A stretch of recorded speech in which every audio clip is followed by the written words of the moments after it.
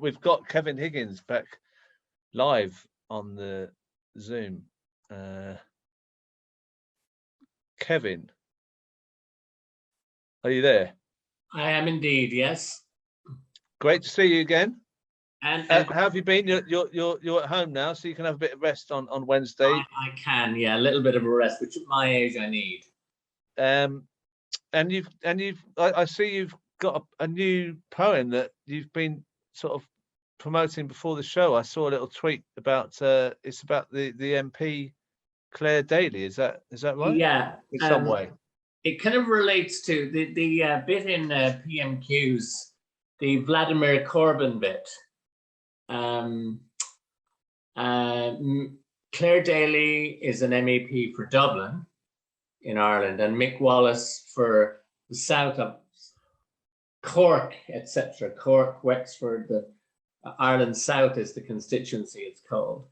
And they have been really the only people opposing the proxy war from the, Ireland becoming effectively part of the NATO cheering squad. And they have been savagely attacked over this, kind of on the level of when Emily Maitlis was had the up behind her, had the big, huge picture of Corbyn with the Kremlin behind him, and they put a Russian-looking hat on him to twist that.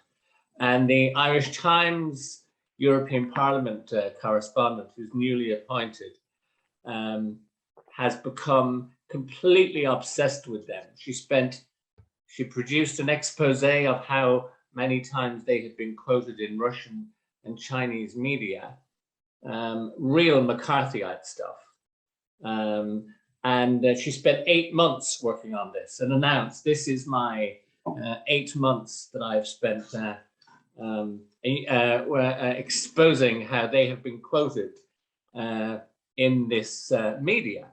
And the whole point, of course, was to create an impression of that anyone who opposes World War III, which I think is a good thing to oppose in a clear way, is under suspicion of being some sort of unconscious agent or of the Russians or the Chinese or somebody like that, very much in the way that it was, say, at the time of the Korean War, where everybody who didn't get on board for the Americans was under suspicion. And other media here have joined in big time. So I wrote a tribute to the Irish Times European Parliament correspondent. I refuse to say her name because it's what she wants. And this is it. She thought 1,000 things to say. Of the Trinity School of Journalese, she was a product. And when they were told to, people bought her, put her on their marble finished kitchen counters, and dreamed of World War III and IV, and liked her monotone clack so much, they plopped another €2 coin in the relevant slot, so they could hear once more everyone she disagreed with, or whose fabulous hair she was jealous of, be called Chinese spies.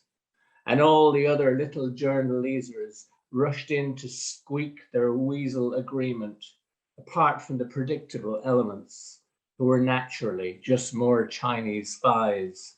As people like her tend to, she got what she wanted. Lots of people saying her name, though not all of them pronounced it right, and some of them were barely people. And eventually, both World Wars III and IV, and there were no more marble kitchen tops, no more €2 coins, nor slots to plop them in, and apart from her, no more squeaks. Best of all, there were no more four-wheel drives or children to drive to sporting events in them.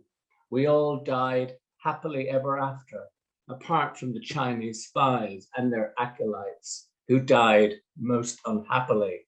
But there's no pleasing some people.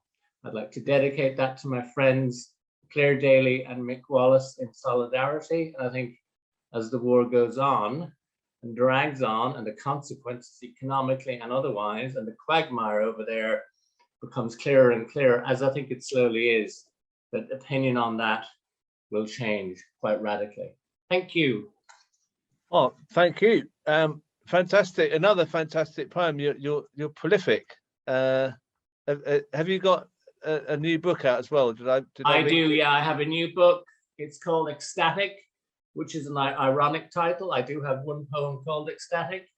And it's out from Salmon Poetry in next month. The launch is the 17th of June. All going well, we believe, here in Galway. So I may also have an online launch to include people that we've got to know since COVID.